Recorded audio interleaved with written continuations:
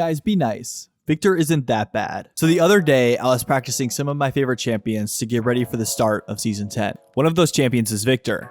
I first used him after his rework in Season 6, and he was my third most played champion when I made it to Diamond 3. After 2 years of being on the back burner with a relatively low win rate, besides that short stint where people started playing him top, yeah, that was really dumb. My man finally got some attention from Riot and they gave him a minor rework. I was wondering if this would help him out at all, so I gave him a go. I thought he was, pretty alright.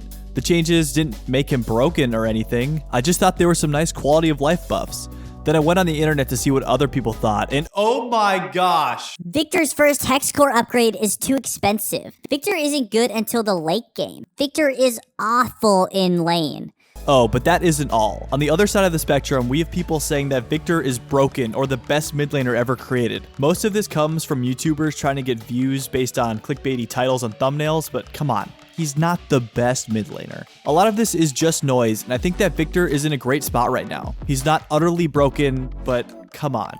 He doesn't suck either. When put in the right hands, Viktor is more than capable of carrying and dominating at every stage of the game. Because I'm making the argument that Viktor should be a top pick for most mid laners, barring any massive balance or meta changes, I'm going to start with the stuff that I don't like. Don't worry, it's not that long. This should be quick.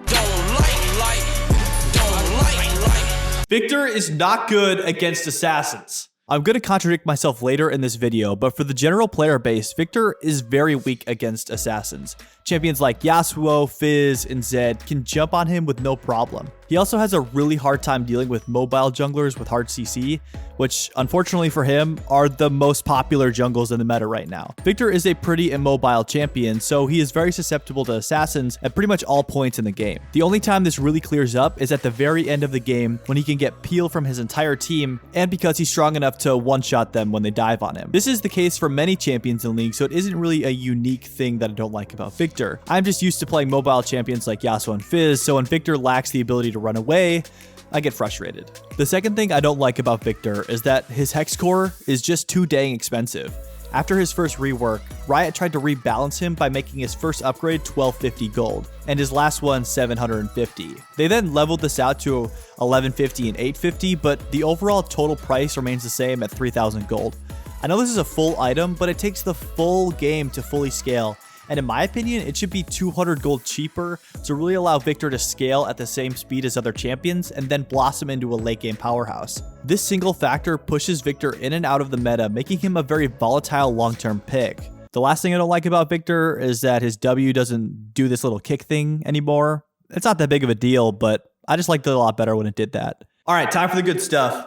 Viktor is a very unique champion. Now, I know a lot of champions that have been released in the last couple of years are incredibly creative, and props to Riot on that.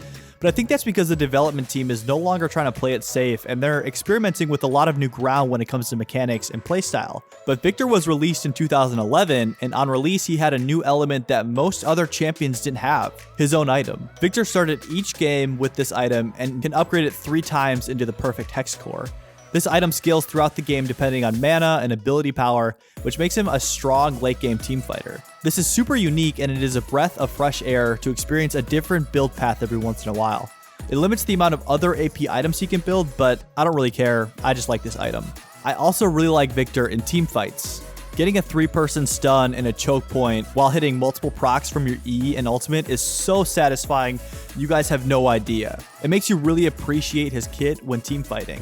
His kit is pretty weak if you're not good at CSing and building a gold lead, but for the most part, fighting in teamfights is very fun because of his crazy kit. When his Hex Core is fully upgraded, he has a shield, speed boost, stun, slow, double proc laser, and a wormhole that follows people around and zaps them 12 times, doing a lot of damage.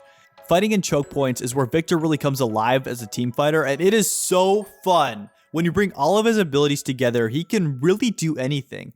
He can chunk a tank diving to the backline with his E and R. He can run away from a bruiser or assassin with his Q shield and speed boost while placing his W to slow and stun. He can also one-shot people with his combo, or he can do really well in long fights when he gets 40% CDR and only has to wait 3.5 seconds between his combos. He is just such a fun champion in teamfights. You guys have to try it if you haven't already. And if you haven't picked this up yet, Viktor has insane late game damage potential. Just watch this clip from the Season 6 World Championship. Kingdom for now, but go.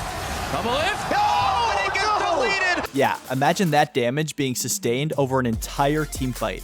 It's pretty nuts. This connects back to my earlier point on Viktor's Hex Core. I just like how it's a scaling AP item. It adds new gameplay elements in the early and mid game when you start upgrading it, but it really comes alive in the late game when you have a couple of items, especially Rabadons, that pairs really well with the Hex Core. Viktor has really good AP ratios, so when he is finally full build, he shreds anyone who tries to dive the backline and has no issue one-shotting the enemy AD carry. A classic 6-item build on Viktor looks like this. 40% CDR to keep spamming his abilities in team fights, a massive amount of AP, and a lot of bursts with Ludens and Lichbane combo with his Q. This champion is just so cool. He even looks cool. Like, look how cool he is. If you haven't been able to tell yet, I really like this champion, and I don't like it when he gets ignored by Riot and people just say he's bad. Oh, I also wanted to mention that Viktor has a really simple but clean animation cancel when you Q, move, and then auto again. It's not that special, but I think it's pretty cool. The last reason I really like Viktor, and the main reason why I think he can be used to climb so hard in solo queue, is because of his Waveclear. Once you hit level 7 and use your first Hex Core upgrade on your E, you can pretty much one-shot the wave, which is so satisfying. This makes Viktor's mid-game so strong because if you can position properly with him, you'll be able to constantly pressure the opponent by pushing your wave and roaming around the map to help your team or to get vision. Viktor's wave clear also helps him carry games longer than they would usually be. A good wave clearing champion can delay the opposing team's push by constantly clearing the wave so that they can't hit the tower.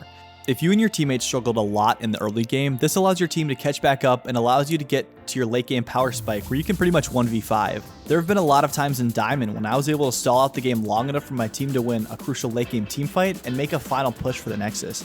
This is something that assassins struggle with constantly. If an assassin gets behind, it is very hard for them to fight their way back into the game if they are playing against a great siege comp. Guys, I really like this champion, and he's a lot better than most people are giving him credit for. I really think he's worth picking up. You just need to learn how to position well and control your lane. But if you can do that, the rest will come easy, and you'll get a lot of LP from him. This has been Snowta. Good luck in solo queue, and I'll see you in the next video.